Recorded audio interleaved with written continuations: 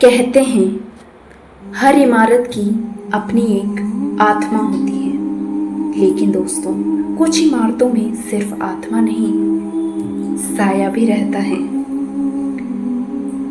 इसी बात के चलते आज की हमारी कहानी में देहरादून की पहाड़ियों के बीच बसा एक पुराना होटल था। उस होटल का नाम होटल मिस्टवुड। दोस्तों, इस होटल की खास बात थी कि उसमें कुल 14 कमरे थे, लेकिन 13वां कमरा हमेशा बंद रहता था। कोई भी उस कमरे में कभी भी नहीं ठहरता था और जो होटल का मालिक था दोस्तों, वो भी उसका जिक्र कभी नहीं करता था।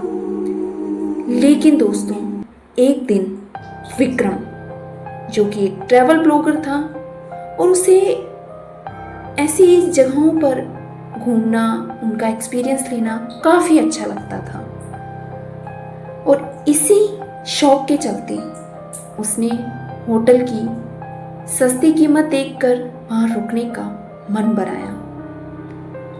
विक्रम ने चेक इन करते वक्त पूछा, 12 नंबर के बाद 14 नंबर क्यों?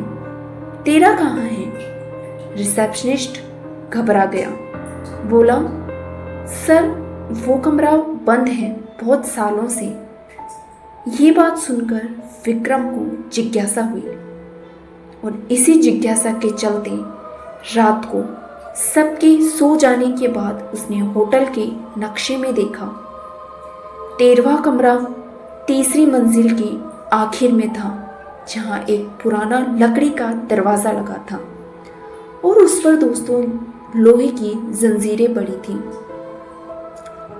उस दरवाजे के पास पहुंचते ही उसके कान में एक ठंडी हवा का झोंका आया और ऐसा लगा जैसे किसी औरत की धीमी सी हंसी उसे सुनाई दी हो। विक्रम ने सोचा, कहीं से ये आवाज आई है, पर ये आ कहां से रही है? उसने इस आवाज को इग्नोर करते हुए दरवाजे की जंजीरें हटा दी और दरवाजा खोल दिया। वो कमरा धूल और सन्नाटे से भरा हुआ था। दीवार पर पुराने ज़माने की पेंटिंग्स थी और एक कोना ऐसा था जहाँ एक झूला था जो अपने आप हिल रहा था। तभी दोस्तों अचानक कमरे की बत्तियाँ जल उठी, लेकिन बल्ब लाल चमकने लगा। अबे ये क्या हो रहा है? तभी पीछे से एक आवाज़ आई, तुम आ गई, अब कोई नहीं जाएगा।